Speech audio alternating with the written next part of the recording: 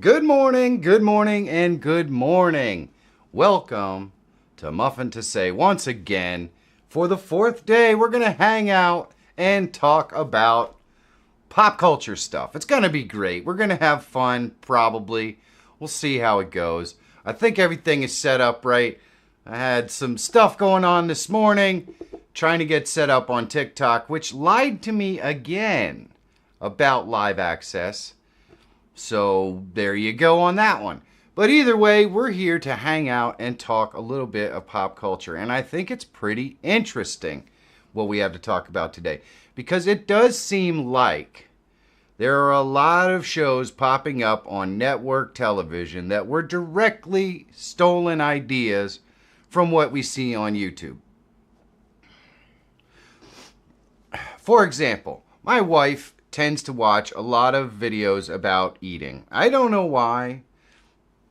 She just likes that sort of stuff. And some of the videos that she watches involve people doing interviews with other people while they're eating things like hot wings and stuff like that. And shockingly, this appears to have made the transformation from YouTube to network TV in the form of kind of late night TV replacements. Now, it's really no secret that late night TV has been dead for a long time.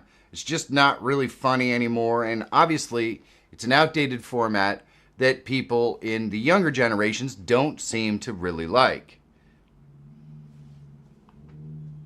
And it appears that we are having some network problems again. No data. All right, there we go. So anyway, late night TV does not seem to be a format that young people really care about or like. And I find it interesting because, well, back in the day, it was the cat's meow, so to speak, for adults. They would watch live television, live late night talk shows, basically interviewing Hollywood.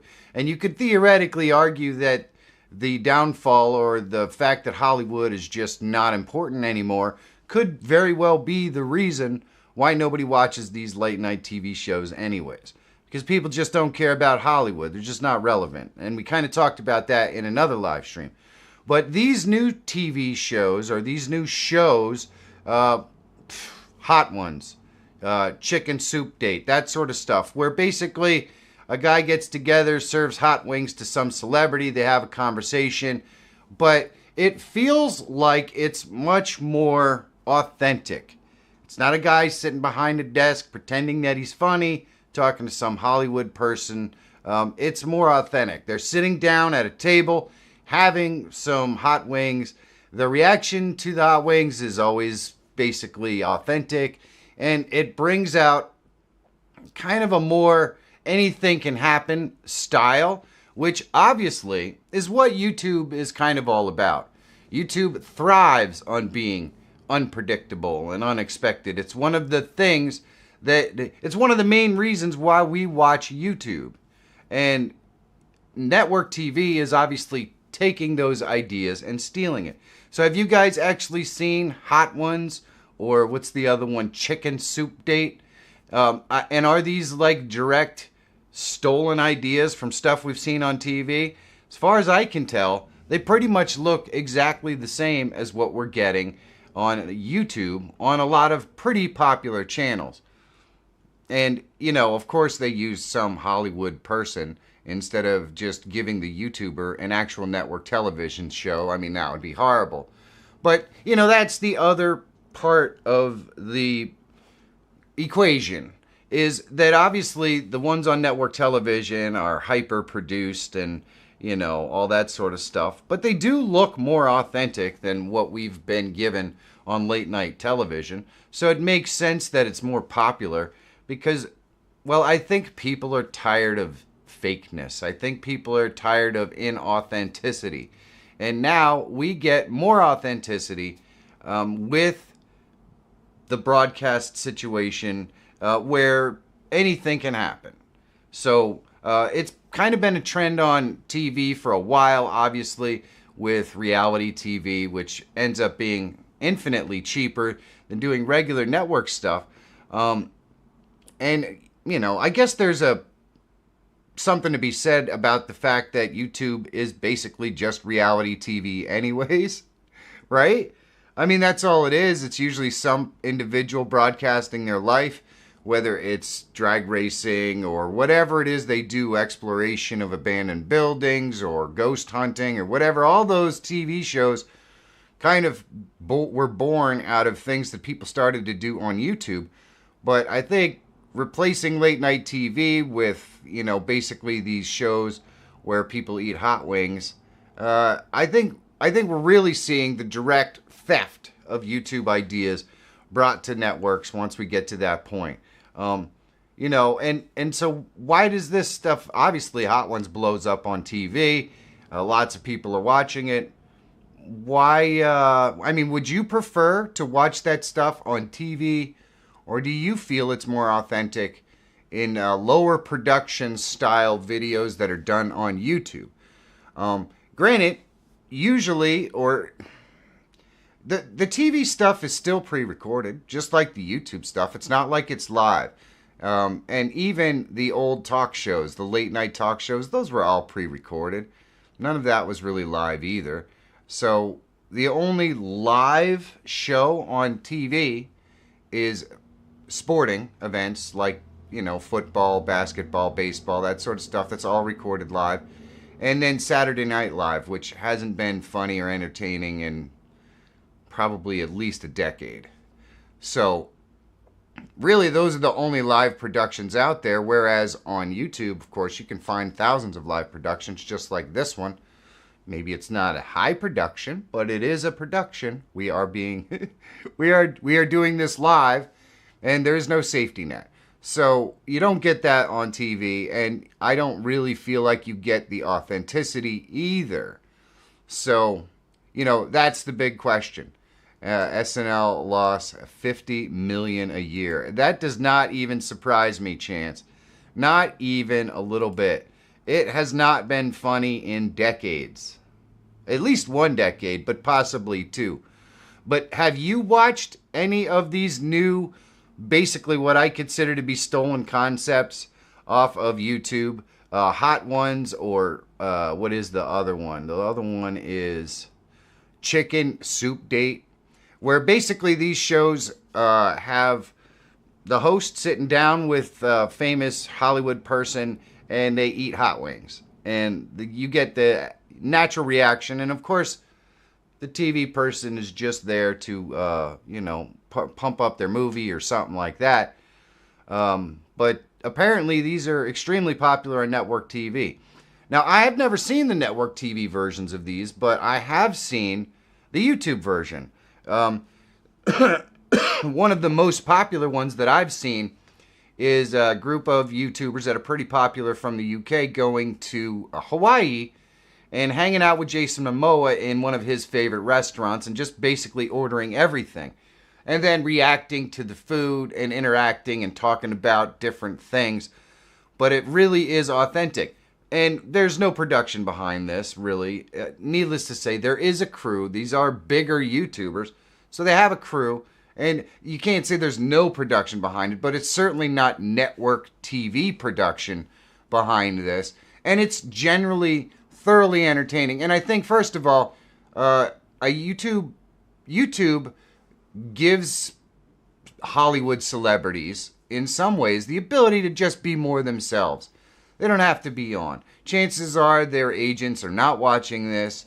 They're not worried about specifically plugging this movie or that movie. They're just kind of on there being natural. None of that is ever going to really happen on network TV. When they bring these folks on, it's because the agent lined it up, and it's because they want to promote a specific movie, which in my personal opinion makes the YouTube content that was originally doing this for a very long time way more authentic than the network content. Then again, you could beg the argument, and I talked about this, I think, yesterday, about whether anything is truly authentic in Hollywood. I mean, if you look at The Rock, I don't know, nobody knows Dwayne Johnson from Rocky Maivia or The Rock. as far as I'm concerned, they're all the same people, and they're probably not actually the real Dwayne Johnson. We don't know who the real Dwayne Johnson is. People are, at this point, kind of frustrated. He's more of a caricature of a human being than an actual person, at least from what we get to see, out in the wild. Chance says, until YouTube things become so polished that they just become new versions of the network, spit shine. And honestly, there are certain channels out there that are polished enough to broadcast on TV. We're actually starting to see some YouTubers get Netflix specials and that sort of stuff where they bring their content to Netflix. I think it's happening more with YouTube comedians and that sort of stuff than this sort of content, which is kind of replacing late night TV. I growing up, probably in my early 20s or 30s, I certainly did spend time in the evenings watching late night TV with David Letterman or Jay Leno, and maybe even occasionally catching Johnny Carson way before either of those guys. And, back then, Hollywood was relevant. So you could care about the people that they were, talking to. This is the only time you were going to see these people or hear from them unless it was in the movie when they were playing a character. So we got a moment in time where we could pretend like we knew these people, even though really they're just there to promote a movie, maybe give us a little bit of inside information about whatever it is that it might, whatever happened on set or some funny moment, but none of it's real. None of it was authentic. We just didn't really know it, or we didn't really care because this was the only real access that we had to Hollywood. And now, well, every Hollywood person has a Twitter or an Instagram or whatever, and they can go on there and say things all the time. And it just gets to the point where people realize these people are not really good people or nice people, or they're just fake people. So nobody really cares about some late night talk show host doing a convoluted interview where they're just going to plug some movie or something they're in anyways, because it's just not authentic. And I think that's what makes YouTube so powerful, doing the same thing. And a lot of these Hollywood people would be much smarter to go on the YouTube versions of these shows rather than Hot Soup and, Chicken Soup Date, because I just feel like, you're going to be able to get more authentic. Chance says the illusion that celebrities are these elevated people is gone. They've exposed themselves. They really have exposed themselves, and you really can't put that back in the box.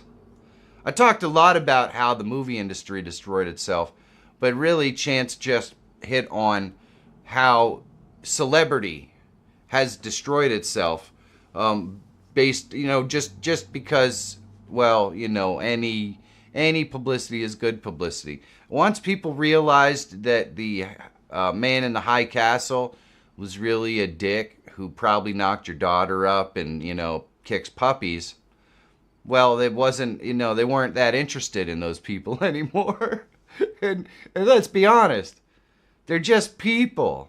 We talked a little bit yesterday about cancel culture and consequence culture and all that stuff, where a person's worst freaking moment that they ever had in their life can just be broadcast and misinterpreted or misunderstood or whatever.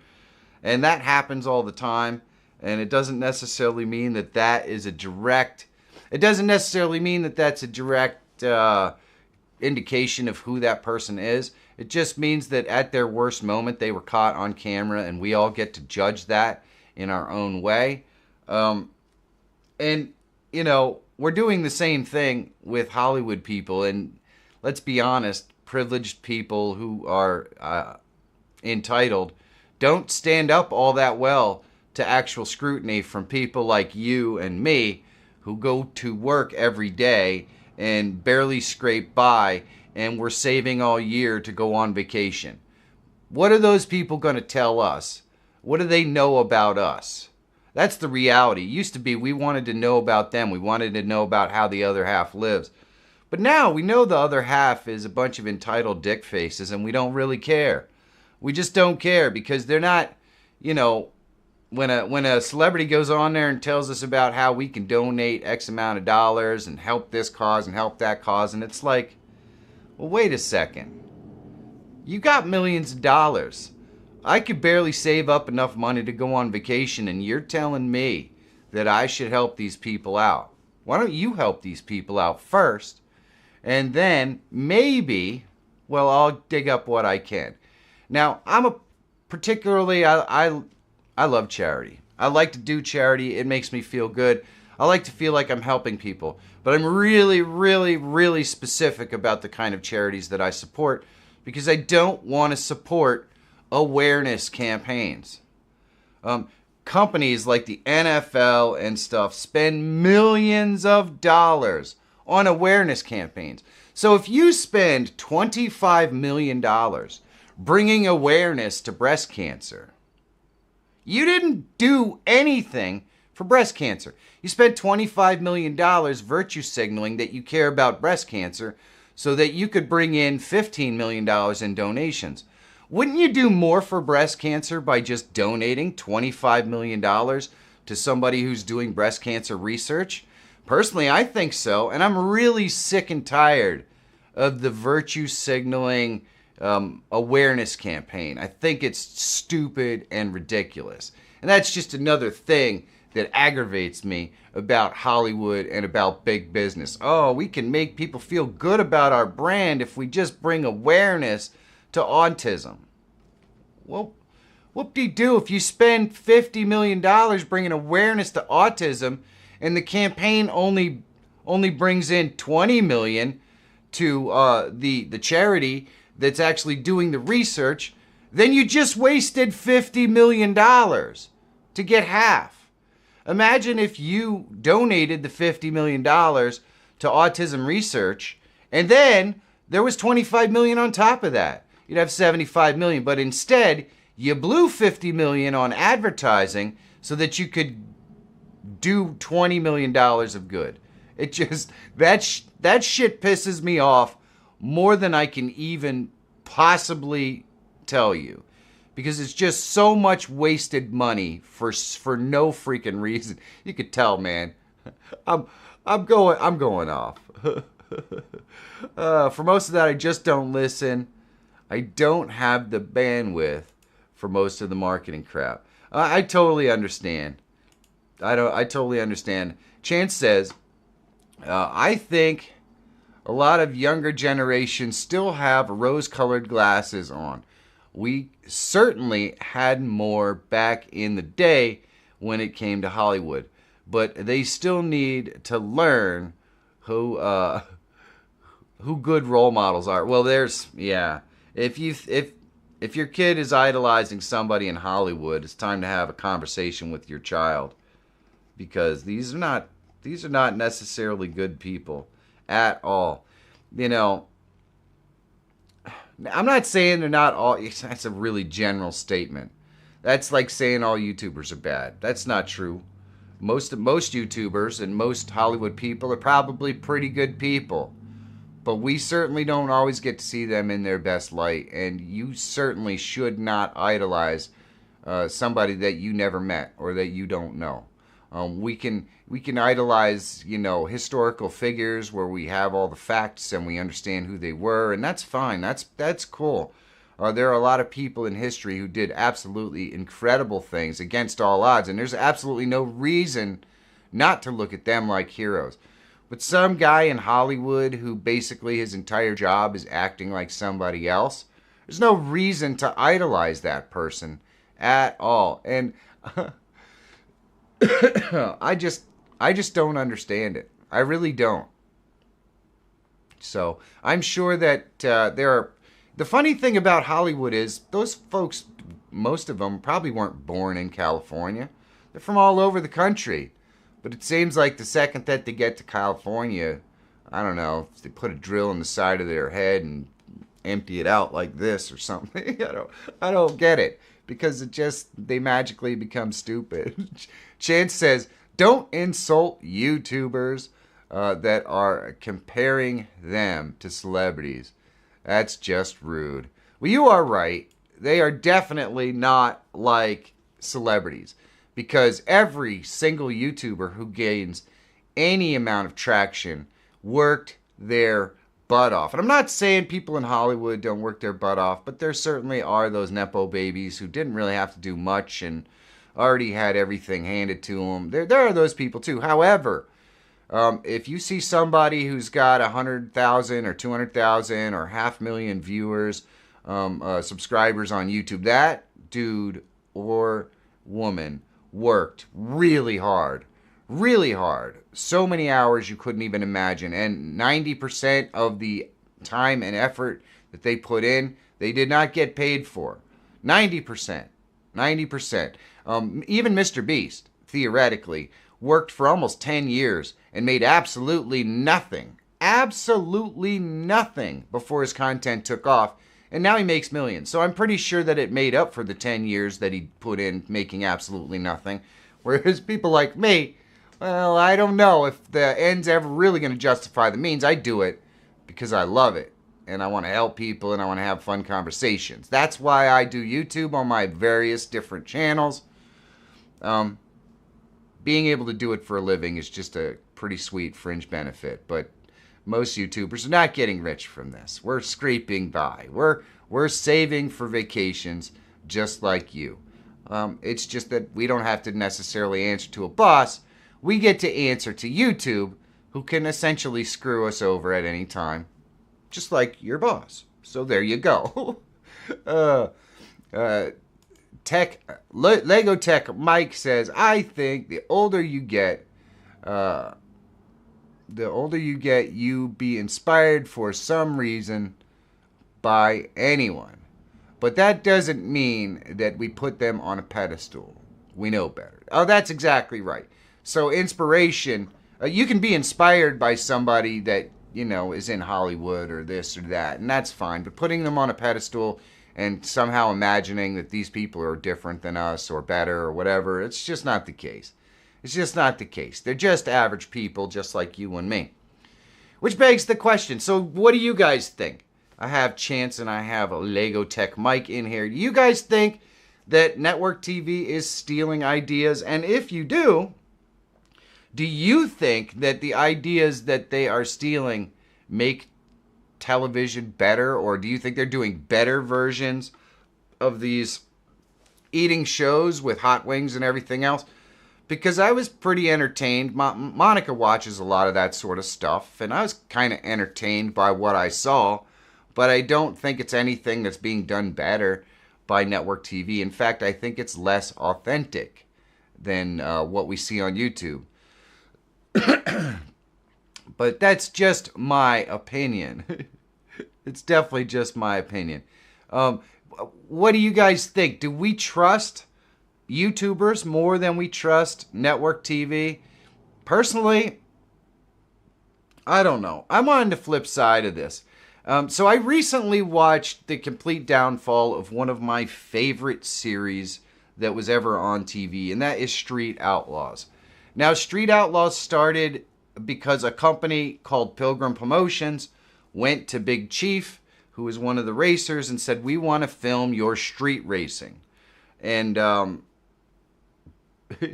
not the original season of Street Outlaws, Pilgrim specifically told them, we're probably getting one season of this. We're doing illegal activity. We're filming illegal street races. You're getting one season.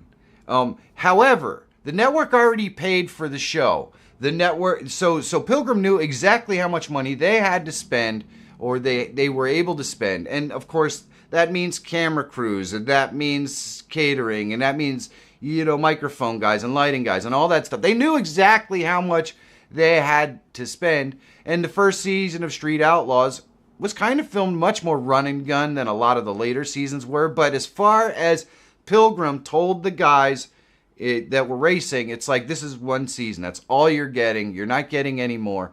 And so they went all out. They did all kinds of crazy things, and it turned out to be an absolute phenomenon. People loved watching these crazy dudes street race and beat each other up and argue and fight and go really fast in some crazy looking cars.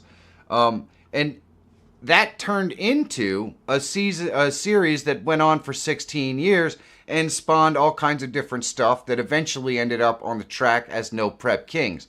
Now, why am I telling you this? Well, I'm telling you this because eventually the show went off TV, but Pilgrim hoped they could get this show signed to somewhere else. They wanted it on TV, they just didn't know where. So this TV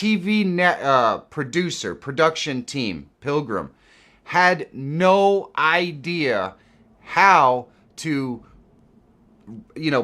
promote and scale down their production in order to produce this stuff for YouTube. They probably could have made twice as much money on social media through TikTok and Instagram and YouTube and X, but literally because they are in the Hollywood model, they just couldn't do it. They couldn't do it. Heck, they couldn't even tell people when their own broadcasts were going to be on because they're so used to network TV just putting it on, deciding when it's going to be. They're used to filming it way over the budget that any sane YouTuber would use. Excuse me. And then being paid for it. The model is just so completely foreign to anything that any social media influencer like myself or anyone else would ever use. Because for them, the money's already in the bank. The show's already paid for. They know how much they can spend on everything.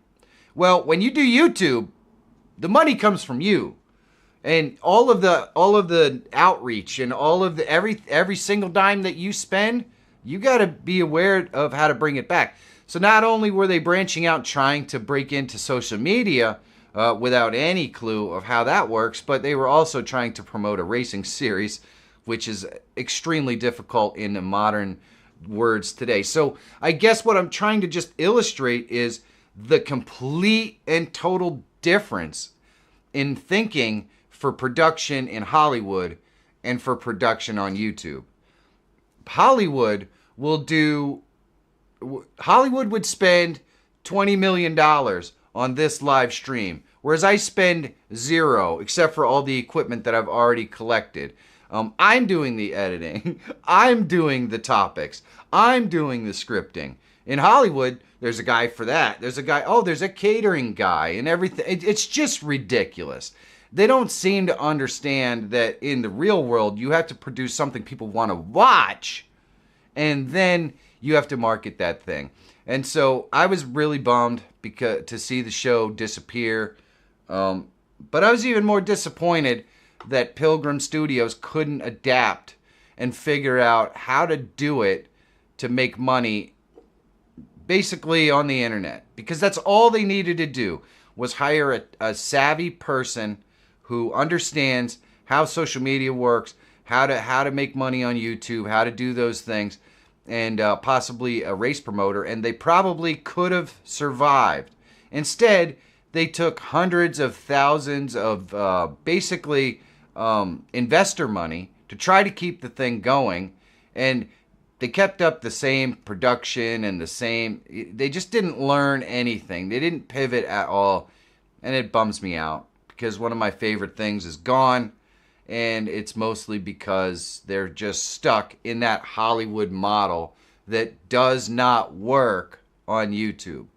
And I think it's also what makes YouTube so authentic. So I watch 20 or 30 different YouTubers who do essentially the same thing as Street Outlaws did, and they film everything on their little pocket computer like this right here.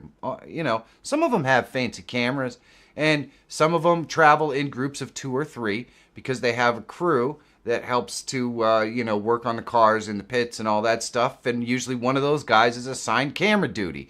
And then they use a lot of these, and they use a lot of GoPros, and that's their That's their filming. So we've got what, $1,100 for a cell phone. Everyone has one in their pocket, so they all have one. A couple of maybe $1,000 for 2 or 3 GoPros, and maybe you get a really nice camera for $1,500 or so that you could do really cool shots with great lighting, and maybe a drone. So you're in it for a grand total of $5,000. You've got basically guys who come around and crew for you anyways. Most of them are probably either paid or do it for free, but you've been racing for a while. The point is they're able to put this stuff together on an absolute shoestring budget and get nearly the same kind of results that Street Outlaws was getting. Street Outlaws was just stuck in that Hollywood model, and they just didn't get it. And it is absolutely a bummer. Yeah, I sound old. Pocket computer.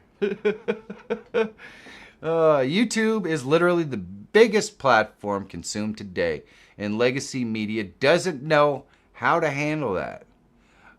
Which one YouTube video filmed on someone's couch gets more views than a production? You are not wrong. You are not wrong. I watch bad videos that are, mildly entertaining, and I can go and look at the amount of views that they got, and then you could go into one of the ratings and take a look at like Disney Plus and look at how many views some of those shows are getting, and this bad YouTube video. And this bad YouTube video that was filmed on a cell phone is getting, 1 million more views than something on Disney Plus.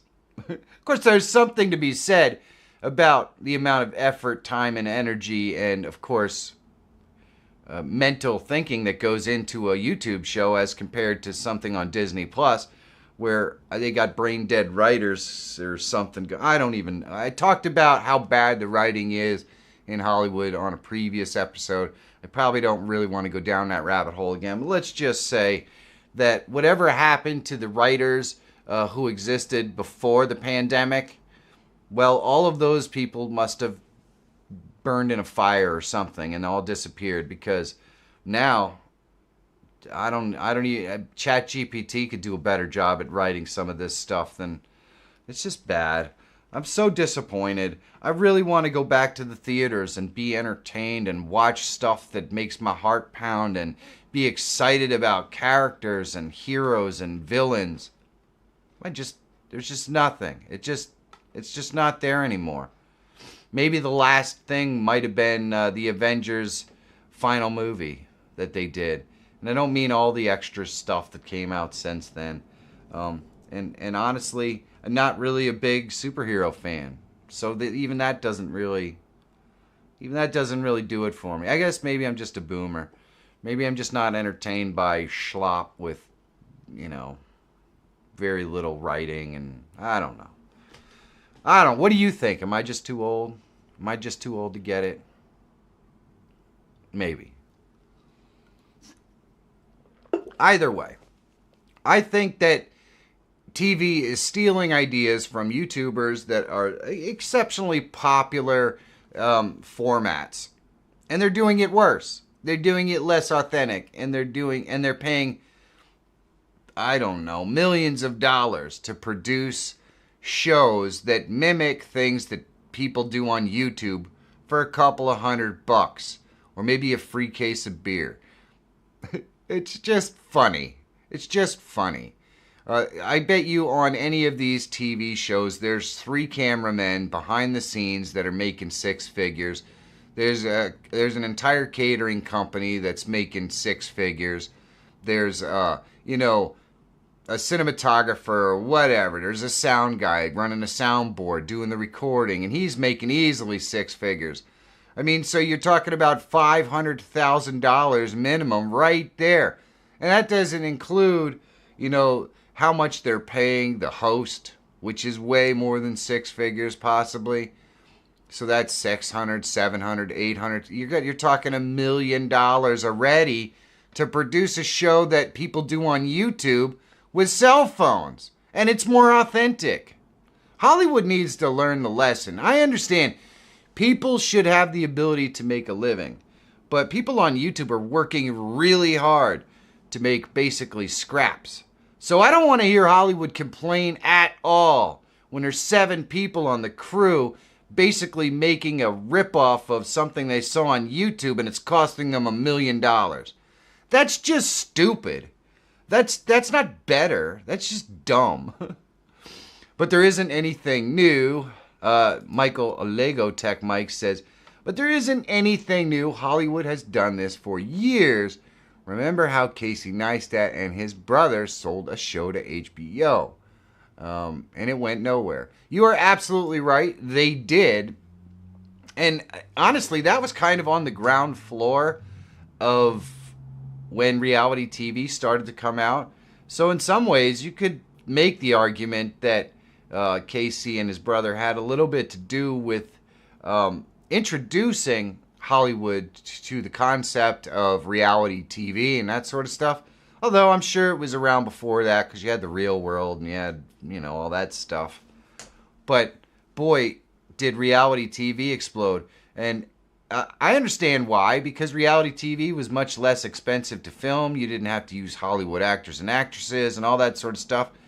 But they never learned the lesson in production because there's still 47 cameramen there. They're all getting paid 6 figures each. And then there's the lighting guy and there's this guy and there's, so it's still a $15-20 million production to put together a freaking reality TV show that 3 or 4 YouTubers could do on a budget of, $800 and a couple of cases of beer and a weekend of editing.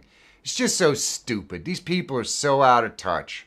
And, needless to say, I'm guessing that even Mr. Beast, with a ridiculous amount of production put into his videos, I'm guessing that even his production is drastically less expensive, way less expensive than anything that Hollywood would do to do the same thing.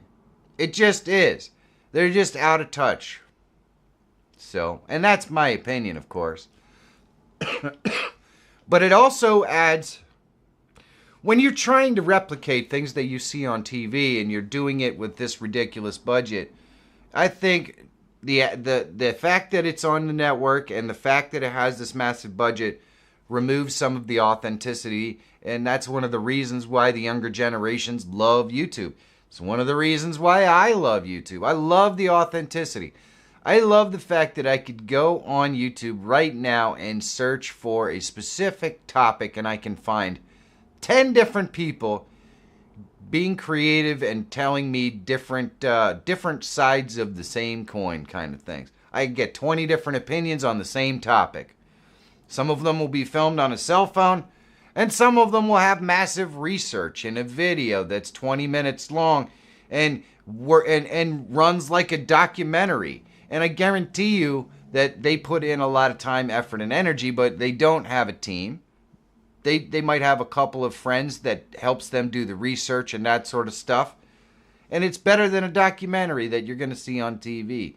And it's definitely better than the news, which is just going to pump to you whatever side of the story they want you to hear. I think what's really interesting is that journalists are so bad and so stupid. It doesn't matter which side journalists we're talking about. So this is not a political thing. Journalists are so bad at their job that it's to the point where they're reporting on stuff that everyone on the internet already knows is not true or fake, like AI stuff and everything else. They're getting their information from AI and they'll just report it because they don't care about the authenticity of the news. They don't care whether they're telling the truth. They pretend that they do, but they really don't. Because they're doing it just like YouTube. It's all about the clicks. How many clicks can we get for telling somebody that Colonel Sanders invented the potato?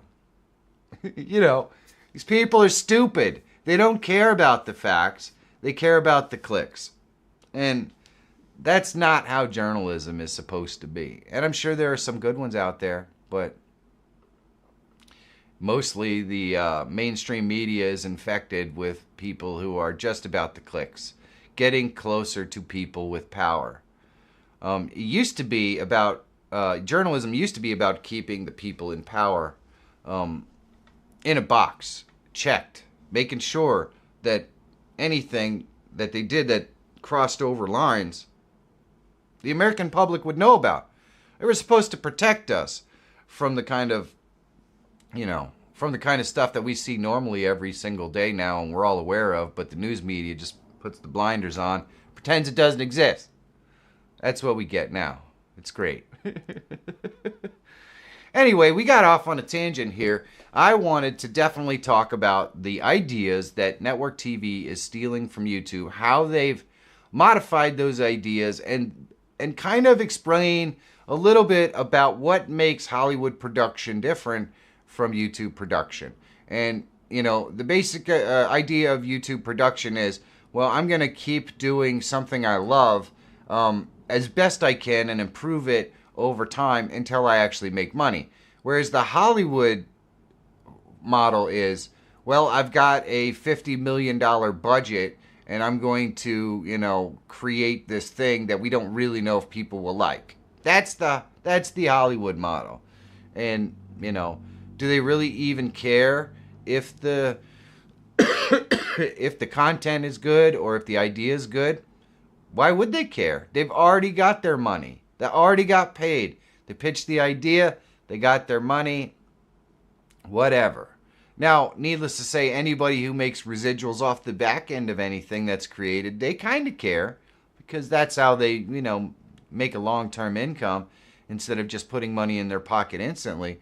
But it's a huge, huge, huge difference between the way that YouTube content is made and the way that any sort of network or Hollywood content is made. And it's a completely different philosophy. And as we saw with the example that I gave about Street Outlaws, the two don't mix. Once you throw a production company who used to do network TV out into the social media area, they can't swim. They drown. They don't know what they're doing. And it sucks. Because one of my favorite shows disappeared because of it. But either way, that's my opinion. I'm sticking to it. You guys are watching Muffin to Say. Now, this is basically a channel where we do a live stream every morning. We're going to come on here. We're going to hang out, talk to you about whatever the topic of the day is. We can have our coffee and our muffin. Ideally, I'd like it to be earlier, but it seems like something comes up every morning that has me scrambling to put things together. Today, it was the lie that TikTok told me that said I had access to live streaming, so I thought, well, let me put together a live stream so we can double broadcast on YouTube and TikTok. Turns out TikTok lied, and I spent nearly an hour trying to figure it out. But I think tonight, I'm going to kind of revamp some things.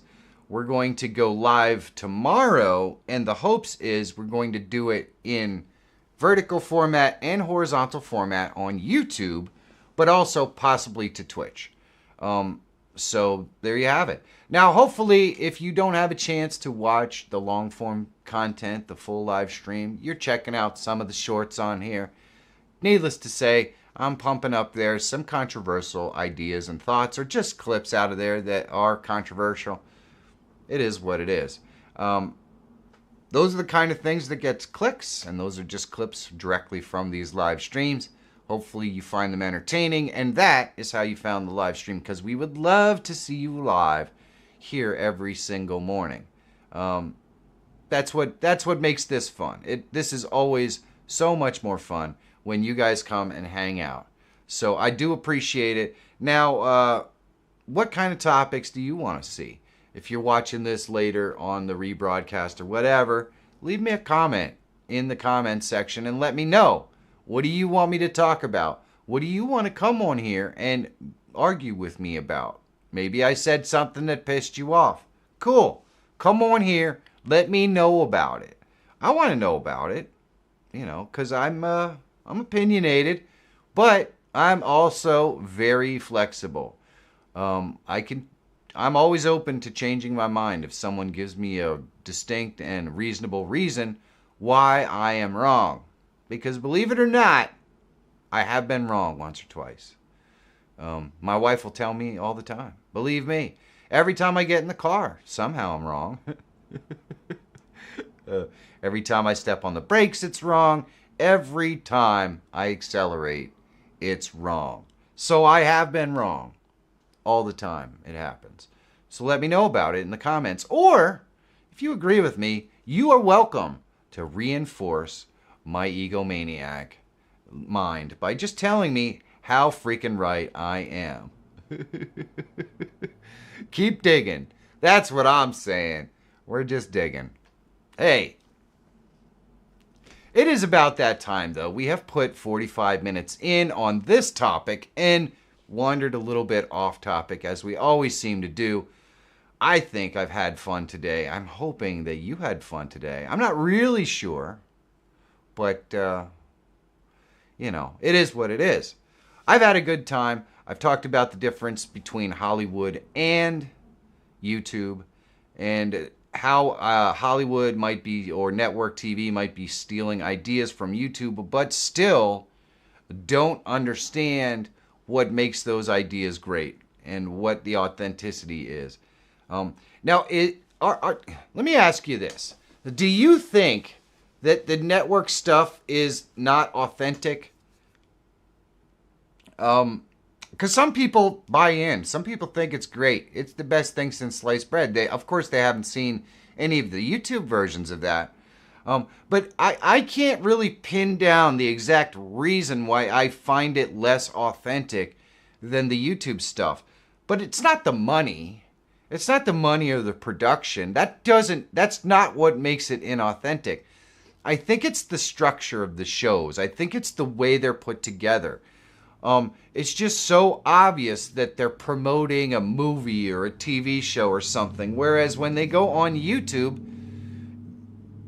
the promotion is not the main thing. The conversation is the main thing. And they may talk about the movie or something that happened on set or whatever, but it doesn't feel like it's the main thing.